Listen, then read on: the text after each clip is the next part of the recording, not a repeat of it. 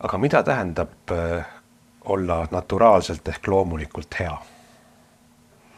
Loomulikult hea saab olla mitte tehtult hea, kui sa ei tee headust. Eks see on loomulik.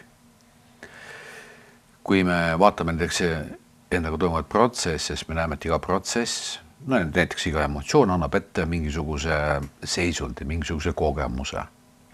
Ja see on siis kas hea või halb, võib-olla neutraalne ja nii edasi, eks ole. Aga kui tekitada küsimus, et kus kohas see naturaalne headus siis asub, mis ei ole tingitud siis selliste psüühiliste protsesside poolt, kuhu kuuluvad ka emotsioonid, siis vastus on ainult üks. See on tõeline mina. Seal ei ole neid psüühilisi protsesse ja nendest vabanemise tulemusel paljastub tõde. Tegelikult inimene ongi sisimas hea. Mitte siis neutraalne, vaid hea. Just nimelt hea, jah. Hea tahtlik.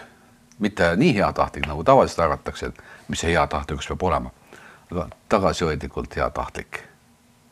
See on Osho kunagi kirjeldas, et see on nagu helesinine lillekene, hästi veikene lillekene kõrbes kusagil seal tüünide vahel. Need kõik käivad mööda ja keegi pane tähele selle lõhna. Kõlab põnevalt, aga jätkame seda vestlust siis juba 13. märtsil.